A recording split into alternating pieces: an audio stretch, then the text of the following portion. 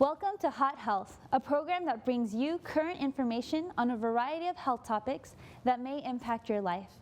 Today, Dr. Ruth Stanheiser has guests Dr. Peter Landless and Dr. Tiffany Priester right here on Smart Lifestyle TV, an LLBN network.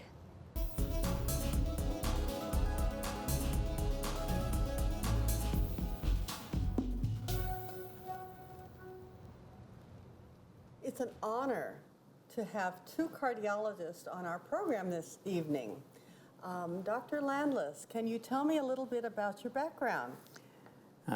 My background is that of cardiology most recently. Prior to that, I did internal medicine, family medicine, and right now I work at the General Conference as the Health Director for the World Church. The General Conference of Seventh-day Adventists. General Conference of Seventh-day Adventists, directing health ministries for the church. And Dr. Priester, can you give us some information about your background? Sure. I'm a cardiologist here at the Loma Linda VA Hospital, and before that I was a missionary to Malawi for 5 years through the General Conference of Seventh-day Adventists. And this evening, since you are cardiologists, I assume you're going to be talking about heart health? Absolutely. Heart disease, of course, is a huge hot topic. Everyone wants to know how to keep their heart healthy, and heart disease is one of the biggest killers in the United States and worldwide. So we'd like to address some issues that help our viewers have better heart health. Tell me, Dr. Landless, how can we have better heart health? Well, there are many ways to do that, and one of the ways to do it is through watching what we eat.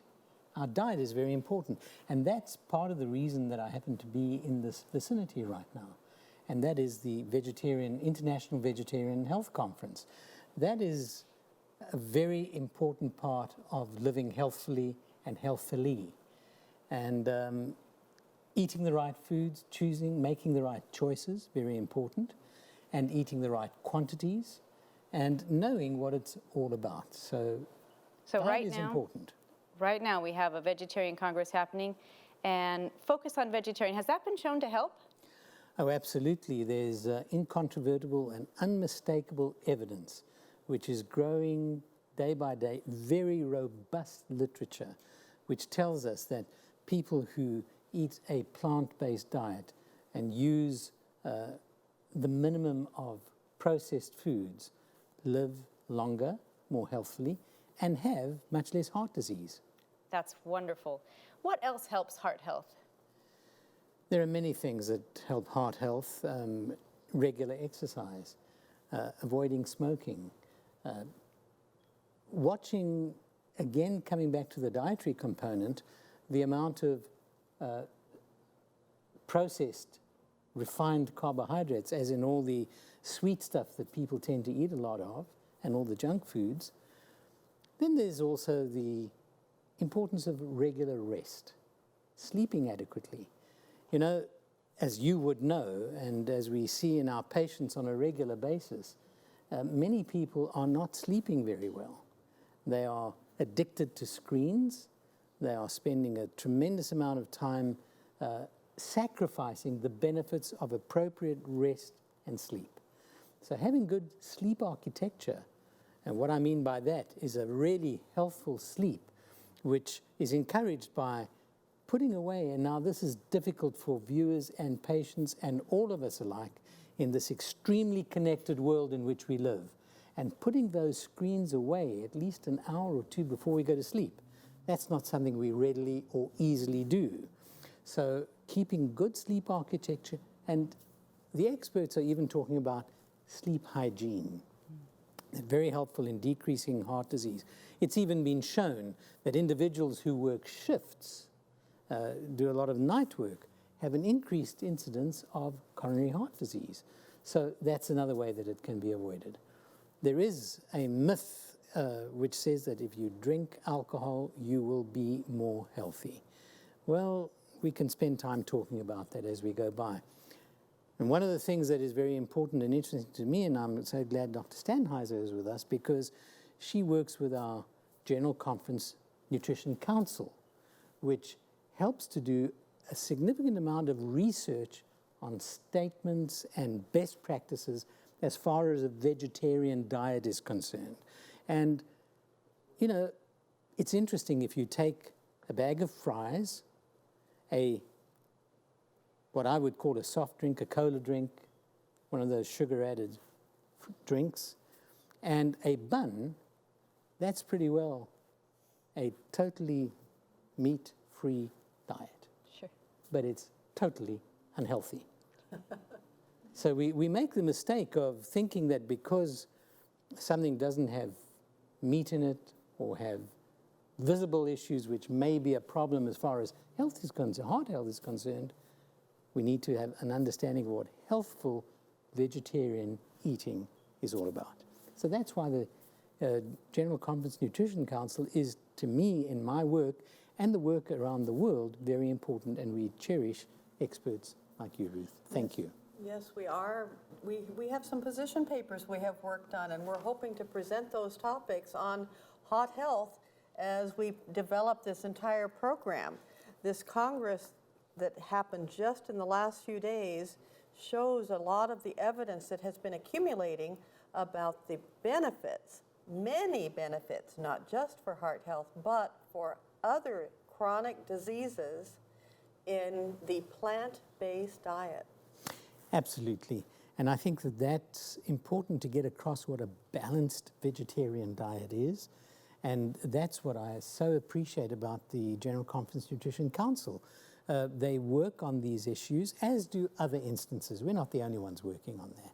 But it's so important to have an understanding of the importance of vitamin B12, vitamin D, to understand that when we do use dairy products, to use them in small amounts, almost, as I say from time to time, as a condiment, so that we don't overuse them, and to have a balanced diet. And I remember those who have made such an impression on my life in looking and teaching people how to eat healthy food, and heart health is a hot topic.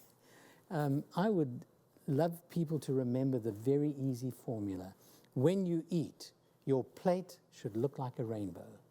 A rainbow with all the various colors of fruits and vegetables, appropriately prepared, with variety. And so all of those good things. And I have to be reminded that although potatoes are a vegetable, you've got to be careful the way you prepare them. So those are things which we need to understand, which we need to teach, which we need to remind people of. And when we want people to have good heart health, to teach them the important ways of making the best choices. Absolutely. So one huge area to focus on for heart health is nutrition. But there's also other things. You mentioned rest, getting enough sleep. You also mentioned exercise. Can you tell me, what's the optimum amount of sleep? What should we be telling people to rest? Well, you know, you asked the question, what is the optimum amount of sleep? And I'd been preparing an article, and I mentioned this to my wife, and I said they want to know a real number. And people talk about 8 hours or 7.5 hours, and for some people it's 9, and for Maggie Thatcher, Lady Thatcher, it was 2 or 3 hours and a number of cat naps. And my wife said, that's very easy, just 5 minutes more.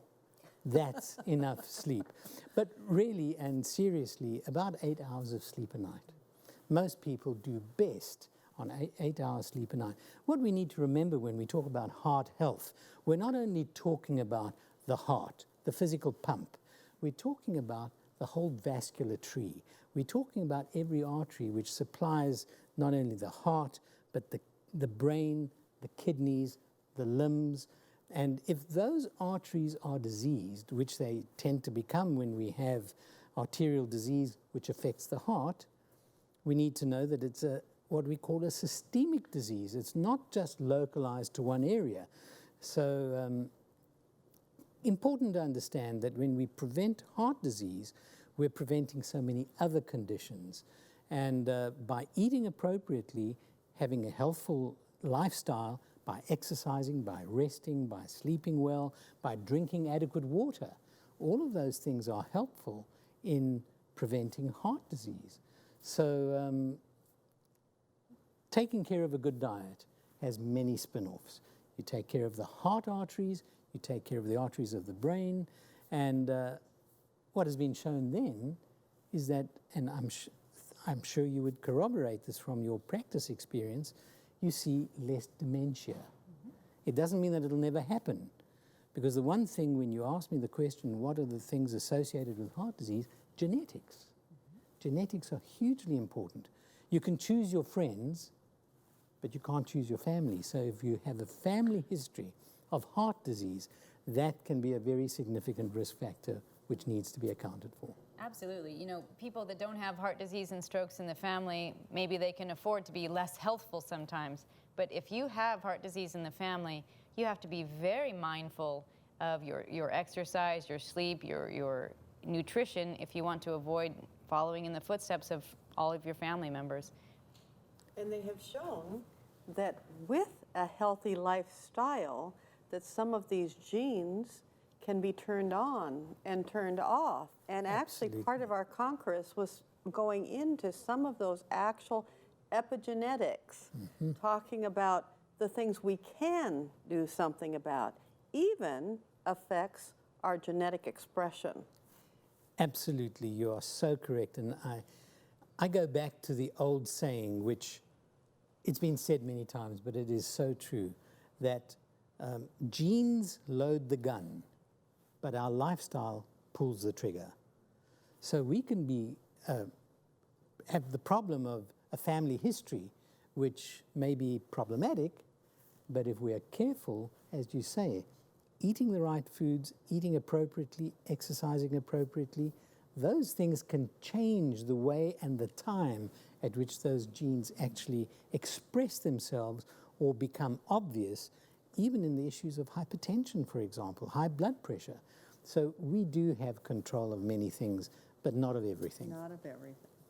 So let's talk for a minute about exercise. You said that's very important, and sure, some of our audience might be young and healthy and they could get up in the morning and run a mile, but some of our audience probably can't wake up and run a mile. What things can our general listeners do for exercise? You're touching on a very important point, which I think is so crucial to each of our lives. People say to me, you know, I don't have the time. Well, I say to them, we don't have the time not to. What should we do? Walking is probably one of the most reliable, reproducible exercises that one can do well into, generally, one can do well into older age. And walking on a regular basis, regardless of weather, except obviously you don't want to go slipping and sliding in the snow, but regular walks and making sure that one gets at least 30 minutes a day. Now, more is even better. But what is also easier to compute is when you use a pedometer. And we should be aiming for 10,000 steps every day. Keeps us accountable. We are so married to our smartphones, well, they can do it too.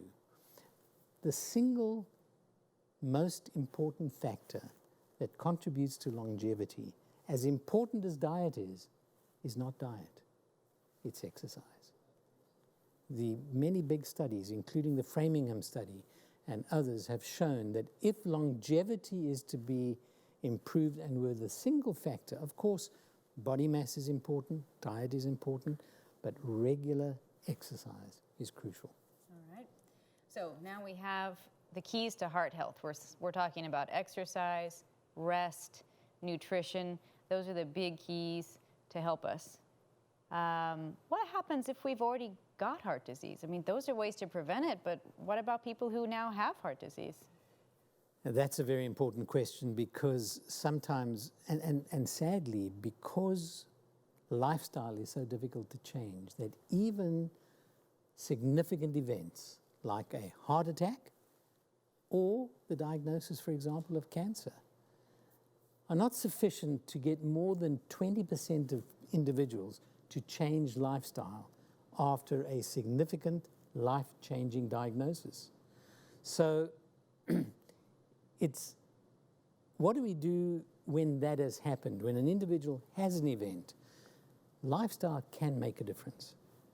Getting into measured, regular exercise under supervision in a rehabilitating program, being very careful with the diet, getting adequate rest, avoiding smoking, avoiding alcohol, all of those can be very important in helping to stabilize heart disease and in some instances even to reverse it. And when I say reverse it, to decrease the process and the progress of the narrowing of the arteries. And so it's very important to remember that it's never too late. When one looks at some of the studies that have been done on people who are hypertensive, they have high blood pressure, they may be overweight, and they may have the additional problem of sugar problems. So we call that a metabolic syndrome. And you put those individuals onto a lifestyle change, including exercise. Within 72 hours, you begin to see changes in the metabolic markers. In other words, there are certain chemicals which can be seen in the blood. There's an immediate change taking place as early as 72 hours when you change lifestyle. And I think that to me is so encouraging that, yes, when people have the disease, when we have the problem, it's never too late to make the change. And basically, the viewers, me, you, have to make the change. To make the change, we have to make a decision. And it's a choice that we have to make. And sadly, no one can make it for me. I have to make it myself. Obviously, there's a lot of help that can be acquired and attained, but we have to make a decision. That's the tough choice. It is. You end up with a list of please do this, do this, do this, do this, and don't do this, don't do this, do this, and those lists can be very daunting. And habits can be very hard to break. And myself as a cardiologist, I agree with, saying that 20% of people will have a heart attack, a life-changing event, heart failure, and they struggle to change those habits. At some point, we have the intellectual knowledge. Yes, I should eat healthy. Yes, I should eat plants. Yes, I should drink water. Yes, I should sleep. But we lack sort of the motivation, if you will. Sort of what things do you say to your patients to motivate them for change? One of the things which I share with patients and have shared with patients over the years is that I am fearfully and wonderfully made.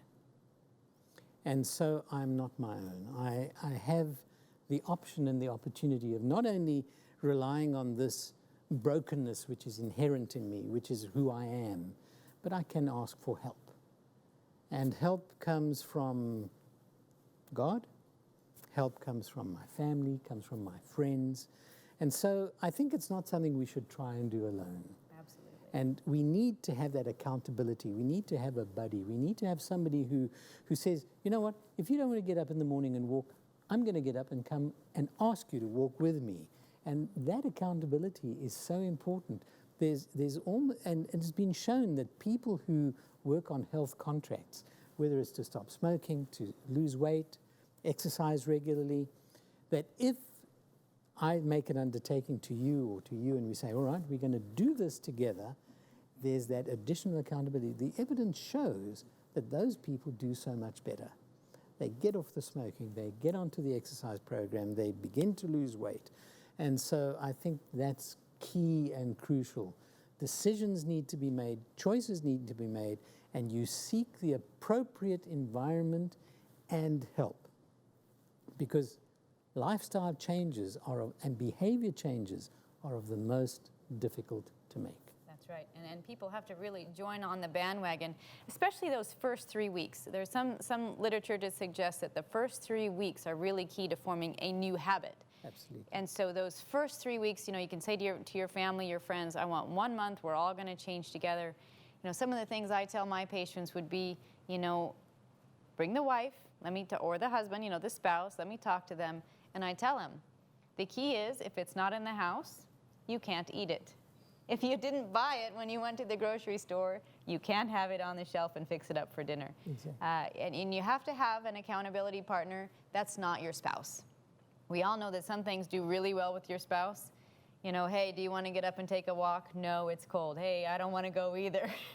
Not going to be the best accountability partner for things that you might not want to do. So finding someone outside the house is going to be driving up in your yard and honking, or showing up at at a gym or a meeting place where you're going to hike outdoors and saying, I'm here, where are you? it's going to be far more, I think, motivating than having the spouse do that part of it.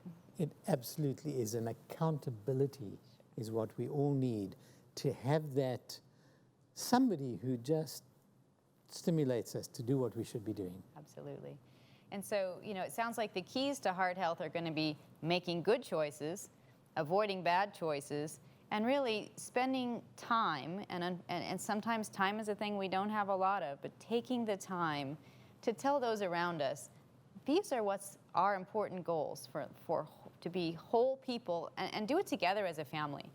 It's very difficult to have one person smoking and one person quit, or one person that continues to buy alcohol and have it in the house, or someone who's going to eat, you know, bad food and have it there in the house. And so these choices to get good habits that are sustainable in the long run really have to be done as a family unit. Absolutely. And I think, to go back to this point again of the choice that we make, our self-talk is important. If we keep saying to ourselves, well, I can't do this, I'm failing again, what's the point? What we say to ourselves really does make a difference to how we act and what we do. And I think that we also need to, and I'm talking very personally on my own account, I need to stand back and take stock of, am I that important that there are so many meetings that I have to be at, that I can't take the appropriate time to do self-care? Because really, when it comes to the prevention of heart disease, for example, and that indicates almost the whole of lifestyle, you get one chance at it. And when I say the one chance, we have a life which is entrusted to us, which we have the privilege of enjoying. And I really need to think, I have to do the best I can with what I've got, because life is an absolute privilege. To be alive, to interact, to just enjoy what we enjoy. I'm enjoying this interaction here so much, and it's a joy to be alive. That's what we need to remember. We have the privilege of life, and that needs to be taken care of. That helps me try and make better decisions. Absolutely. Now, Dr. Priester, I think that you are a current practicing cardiologist. And a good one, I may add. And you have been practicing cardiology in Africa, and I believe we may hear some more about that. Are there different challenges in Africa than here at the Loma Linda VA in the area of cardiology? Absolutely. You know, doing mission work overseas brings a whole new set of challenges. The diet is a lot more limited in countries that don't have access to food the way we have access to food. Exercise is actually something that's a lot more easy to deal with, and a lot of people are forced to exercise more than we do here. But unfortunately, the upper class is starting to live in the cities and to have jobs that are a lot more sedentary, where they would sit and do a lot less exercise. And we are seeing a whole lot of diseases of lifestyle. They develop metabolic syndrome and diabetes and high blood pressure and heart disease, and those things are just as important there as they are here. And having a place where people can go to learn what's healthy is also more difficult. In this country, we actually probably, most people have access to how much exercise do you need? What's the right amount of food? Is it okay to eat those kind of foods that are presented to you in a restaurant? And in a poor country, in some of the places I've worked, people are actually unaware that their food choices are affecting them. They're unaware that food that's presented to them in a restaurant is somehow unhealthy. And so it's a bigger challenge to actually get the basic health message out in some of these places that may not have had the background that we are privileged to have in our own, high schools and academies here. What you're saying is absolutely so true. I was born in Africa. I come from South Africa. And when I was a medical student, which is long before you were a medical student, we did not see heart attacks in indigenous population of Africa. We didn't see it. When I left, which was 16 years ago, the intensive care unit, the cardiac intensive care unit, of which I was the chief, at least 2/3 of our beds, 3/4 of our beds were indigenous Africans, because the death style had caught up. and largely because of urbanization and junk foods, and not only even in the privileged group, but in all groups. It's a terrible tragedy which has taken place. And that's moving away from the balanced, generally plant-based, and the average African would eat meat, but it would be once in a month. And the rest of the time it would be vegetables, it would be a bit of dairy, and some starches. Yeah. So a lot of what's useful here is what I call back to the basics. And sometimes for my patients, I'll even say, would your grandma recognize this as food? Would they know what this item is? Would they know how to prepare it? Right. You know, and some people really relate to that, to say, I'm not sure my own grandmother would know what's in this box, or, you know, where to put it in a microwave, or whatever you do with it. And so if it's so processed that your own, you know, grandmother or great-grandmother wouldn't recognize it, it's probably not something you should be eating. And we talk about getting back to even further back than that. Sometimes I say, you know, what about Jesus? What did he eat? What did he do? What about Adam and Eve? What did they eat? What did they do? And sometimes it's as basic as saying we should go back to a lifestyle that those people had back then. And all-encompassing, you know, the issue of juice, the issue of adding sugar, the issue of processed foods, just about everything you can think of. If you just get in your mind to say, what was it like 6,000 years ago? Probably we'll have a better and more holistic version of health. I have no doubt about that. All the sugar-added foods, all the processing, as you've mentioned, those have been so damaging to people's physical health, their emotional health, and mental health. Remembering that we are holistic beings. So it's not just the heart or the blood vessels that we're worried about the whole person.